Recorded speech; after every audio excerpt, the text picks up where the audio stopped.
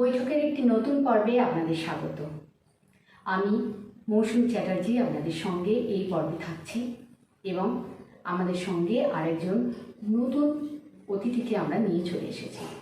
আমাদের আজকের অতিথিকে মা সরস্বতীর বরপুত্রী বলা চলে। তিনি একাধারে পড়াশোনা এবং সঙ্গীত দুই বিষয়ে অনন্যা। তো চলে আসুন, আলাপ করে নেওয়া যাক আমাদের আজকের অতিথির সঙ্গে, শ্রীমতী অরুন্ধতী শর্মা সরকার। নমস্কার দিদি। নমস্কার। নমস্কার। বৈঠকে আপনাকে স্বাগত। অনেক ধন্যবাদ দিদি। মূল অনুষ্ঠান শুরু করার আগে আমরা আপনার কণ্ঠে একটি গান শুনে নেব। গান দিয়েই শুরু করবো আজকের অনুষ্ঠান। আচ্ছা, ঠিক আছে।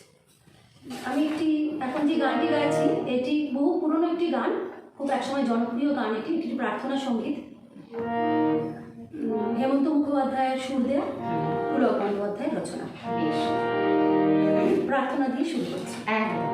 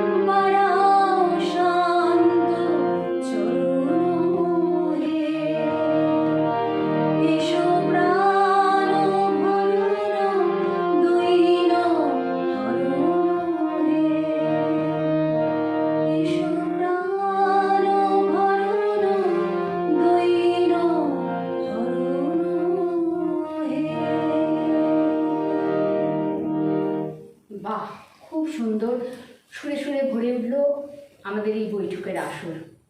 আচ্ছা দিদি, এইবার একটু প্রশ্নোত্তরে আসবো। আপনার ছোটবেলা কেমন কেটেছে, মানে স্কুল কলেজ কেমন ছিল? হ্যাঁ, ছোটবেলা আমি কলকাতাতেই পুরো এখানে আসার আগে অবধি আমার সবটা কলকাতাতেই কেটেছে। স্কুল আমরা থাকতাম উত্তর কলকাতায়, হাতিবাগান অঞ্চলে। আর যেমন বাঙালিদের বাড়িতে হয়, সবার বাড়িতে একটু গান বাজনা থাকে, সেরকম আমার বাড়িতে ছোটবেলা থেকে অনেক বছর গান শিখেছি। তারপরে পড়াশোনাও করেছি বেথুন কলেজে, তারপর প্রেসিডেন্সি রাজেন্দ্র সায়েন্স কলেজ।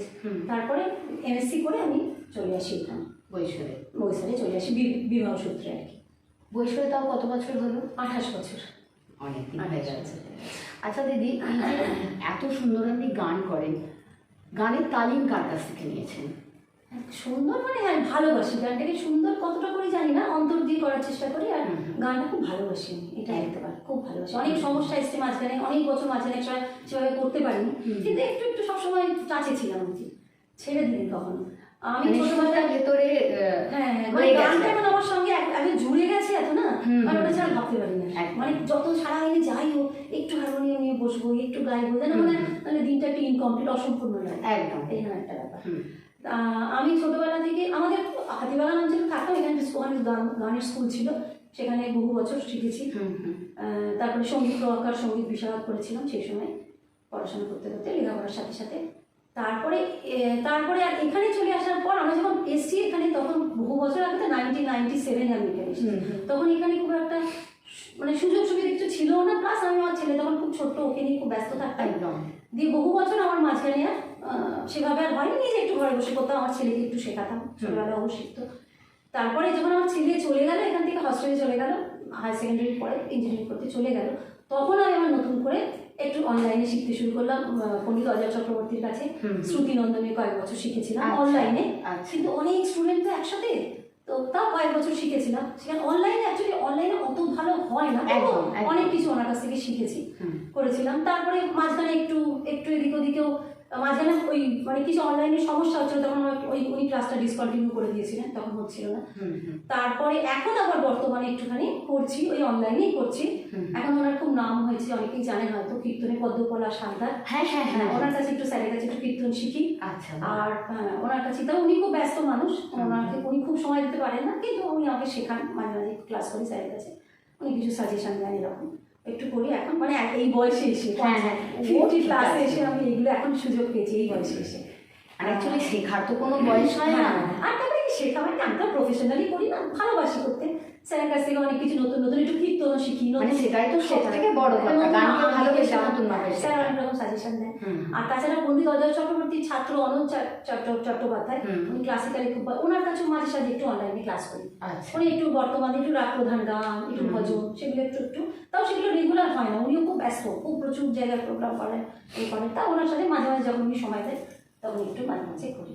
আচ্ছা, এইটা। আচ্ছা দিদি, গানের প্রসঙ্গ যখন এলো, আবার একটা গান শুনে নেব। এখন যে গানটি গাইছি এটি একটি ফিল্মের গান, ঋতুপর্ণ ঘোষের রেইনকোট। আচ্ছা, মানে এটা খুব পুরস্কার প্রাপ্ত ফিল্ম ছিল। শব্দগুলো মানে লিরিক্স হচ্ছে ঋতুপর্ণ ঘোষের, আর সুর হচ্ছে দেবজ্যোতি মিশ্র। এবং এটা খুবই শক্ত গান, আমি একটু রিস্ক নিচ্ছি, কিন্তু অসাধারণ একটা গান।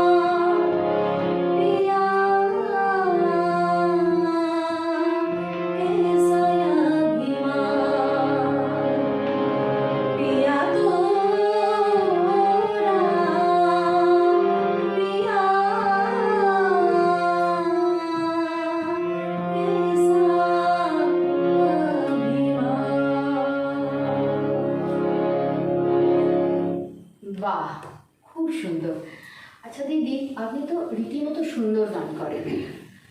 গুড মর্নিং আকাশেও গান করেছেন, সঙ্গে আরও একটা টিভি চ্যানেলেও গান করেছেন শুনেছি, কিন্তু তার সত্ত্বেও গানটা নিয়ে সেভাবে এগোলেন না কেন? হ্যাঁ, প্রথমে একটু সংশোধন করে দিই। আমার কয়েকটা চ্যানেলের সাথে কথা হয়েছিল, কিন্তু আসলে আমি বাড়ি যখন যাই তখন এত কম সময়ের জন্য যাই, এরা চ্যানেলগুলো একটু সময় চায় যে একটু রিহার্সাল হবে, কিন্তু আমি এত কম টাইম থাকে যে আমি সেইভাবে ওদের সাথে করে উঠতে পারিনি। মানে কথা হওয়ার পরেও, এটা গুড মর্নিং আকাশ নয়, সিটিভিএনে করেছি। আর তারপরে রূপসী বাংলার সাথে কথা হয়েছিল, কিন্তু ফাইনালি মেটেরিয়ালাইজ করেনি, কারণ আমি ওদের সঙ্গে টাইমে ব্যাচ করাতে পারিনি। তো ইচ্ছে আছে যে রিটায়ারমেন্টের পরে আমরা চলে যাবো, বছর 3 পরে চলে যাবো কলকাতায়। একদম, তখন যদি সুযোগ হয়, ভগবানের ইচ্ছা হয়, অবশ্যই অবশ্যই হয়। কিন্তু কিন্তু অবশ্য আমি এটা নিয়ে কন্টিনিউ করিনি, কারণ কোনো সুযোগ ছিল না এখানে থেকে করা মুশকিল। তারপর আমি ফ্যামিলিকে একটু প্রায়োরিটি দিয়েছি। অনেক বছর ধরে আমার ছেলে যতদিন এখানে ছিল, পুরো পড়াশোনাটা আমরা সবটা বাড়ি থেকে, যতদিন ছিল হাই সেকেন্ডারি অবধি সবটা আমরা বাড়িতেই করেছি, এবং তার জন্য অনেক সময় দিতে হচ্ছে। তো দুটো মেনটেন করা শক্ত। এবং আমি মনে করি আমি অতটাও ভালো গাই না যে একটা বিরাট বাইরের জগতে খুব বেশি করতে পারতাম। ঠিক আছে, ঠিকঠাক করি, এটা আমি বুঝতে পারি, ফিল করি, ভালো, সবাই ভালোবাসে গান, এই আমার গান শুনতে ভালোবাসে। এই টুকটাক আমাদের বেঙ্গল অ্যাসোসিয়েশনের প্রোগ্রামে দুর্গাপুজোয় করি, আমাদের অফিসিয়াল, যেমন কালকে আমাদের একটা অফিসিয়াল প্রোগ্রাম ছিল, সেখানে একটু গাজল গাইলাম, সবাই ভালোবাসে, ব্যাস এইটুকুই। তবে আমি মনে করি না বিরাট কিছু বড়সড় কিছু করতে পারতাম, অত সহজ নয়, কারণ এই বাজারটা খুব, এই মিউজিক ফিল্ডটা খুব টাফ। সুতরাং সেখানে অনেক সময় দিতে হয়, অনেক রেওয়াজ করতে হয়। আমার মেন প্রবলেম রেওয়াজ তো অতটা হয় না, অনেক রেওয়াজ করতে হয়। তো সুতরাং ঠিক আছে, যেটুকু হয়েছে, আর মানে ভগবানের ইচ্ছে যেটুকু হয়েছে ঠিক আছে। আর ভালোবাসা বললাম, এটা ভালোবাসি তো, ওইভাবে ভাবি না আসলে, ভালোবাসি তাই। এই আচ্ছা দিদি, ছোটবেলা থেকে নিজের কেরিয়ার নিয়ে, মানে সঙ্গীত ক্ষেত্র নাকি শিক্ষা জগৎ, এরকমভাবে কোনো কিছু ভেবেছিলেন? মানে কোনো স্বপ্ন ছিল? হ্যাঁ, ভেবেছিলাম যে লেখাপড়াটা ভালো করে করার ইচ্ছে ছিল, সেটা মোটামুটি ভালোই চেষ্টা করছি, যতটুকু করা ভালোই হয়েছে। ভালো যে প্রতিষ্ঠানগুলোতে চান্স পেয়েছিলাম, কলকাতা মোটামুটি নাম করা জায়গা, গুরু কৃপা, আমার গুরুর কৃপা, অসীম কৃপা পেয়েছি। এবং গানটাকে মোটামুটি এখনো পর্যন্ত মোটামুটি ধরে রাখতে পেরেছি, ব্যাস এই আর কি। ঠিক আছে, ঠিক আছে। আচ্ছা দিদি, এবার আবার একটা গানের অনুরোধ থাকবে। আচ্ছা, ইমন কল্যাণ রাগের উপরে একটু চেষ্টা করছিলাম।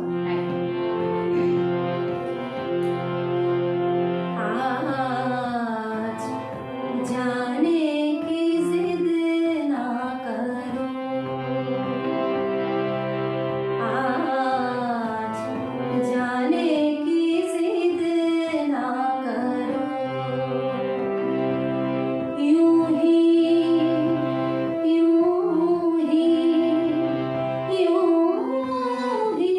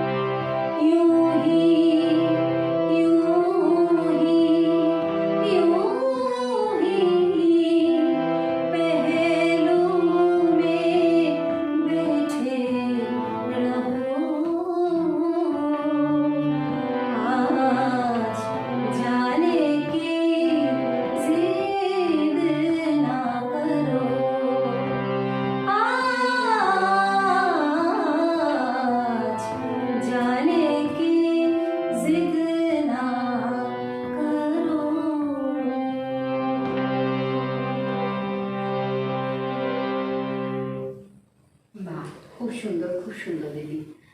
আচ্ছা দিদি, এবার একটু অন্য একটা প্রশ্ন করি। আমাদের এই বৈঠক অনুষ্ঠানটি আমাদের গ্রুপের একটা খুব ছোট্ট প্রচেষ্টা। এই অনুষ্ঠানটি সম্পর্কে আপনি কিছু বলবেন? মানে এই প্রচেষ্টাটিকে আপনি কিভাবে দেখছেন? হ্যাঁ, আমি যে কয়েকটি চ্যানেল মানে এই যে কয়েকটি মানে যে কয়েক অনুষ্ঠান হয়েছে চ্যানেল থেকে, যে কয়েকটি প্রচার হয়েছে, যে কয়েকটি, সেগুলো আমি মন দিয়ে দেখেছি। শুধু তাই না, আমি বাড়িতেও, আমার কলকাতায় বাড়িতে আমার মাকেও পাঠিয়েছি। এবং ছোট্ট প্রচেষ্টা, আমার সুন্দর প্রচেষ্টা, এবং এই জন্যই তো আমরা একটু সুযোগ পেলাম। মাঝে মাঝে পডকাস্ট দেখি যে বড় বড় শিল্পীদের হয়, খুব ভালো লাগে, কিন্তু কখনো ভাবিনি এইরকম একটা মহল তৈরি হবে, একটা সিচুয়েশন হবে যেখানে আমি একটু গাইতে পারবো।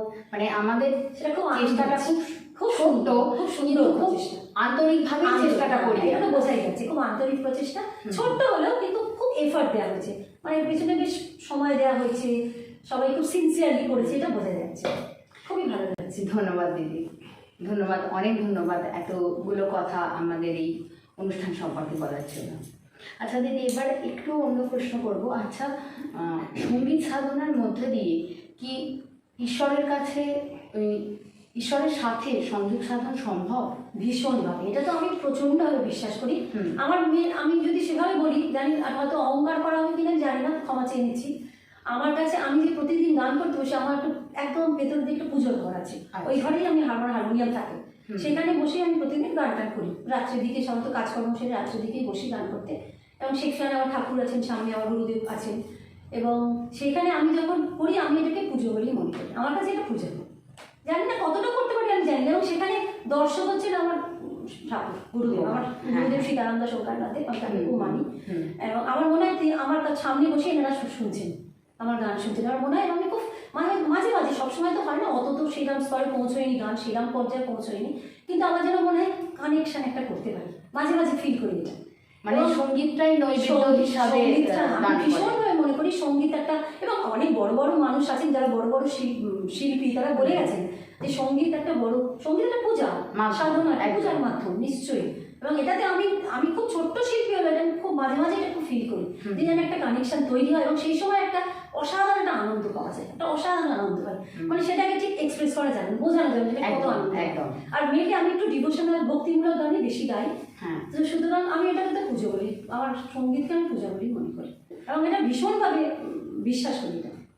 তো দিদি, এই প্রসঙ্গই যখন এলো, এবার আমরা একটা ভজন শুনে নেবো আপনার কাছ থেকে। ঠিক আছে, আমি একটু রামচন্দ্রের একটা ভজন গাইছি। একদম।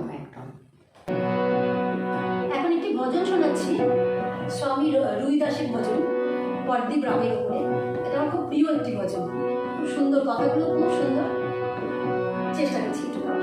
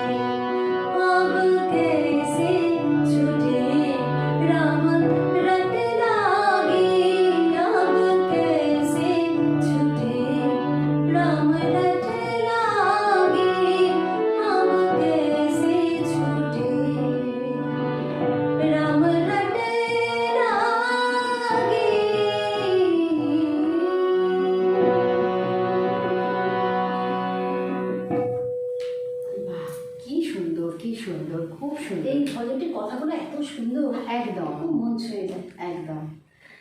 আচ্ছা, বর্তমান প্রজন্মের বেশ কিছুটা অংশ খুব অস্থির, দিশাহীন।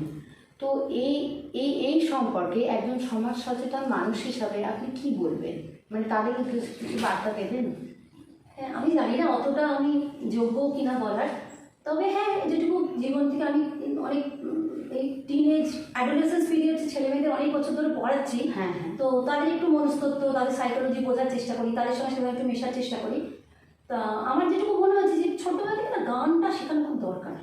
গানের দিকে মানুষের, আমি যেটুকু, আমার ছেলে খুব ছোটবেলায় খুব ছটফটে ছিল, তো আমি ওকে যবে থেকে 3-4 বছর বয়স থেকে একটু নিয়ে বসতাম, একটু হারমোনিয়াম লিখতাম, একটু গান শেখাতাম, একটু বাজানো শেখাতাম। তাতে আমি দেখেছি ওর কনসেন্ট্রেশন বেড়েছে, ছটফটানিটা কমেছে, এটা আমি ফিল করেছিলাম।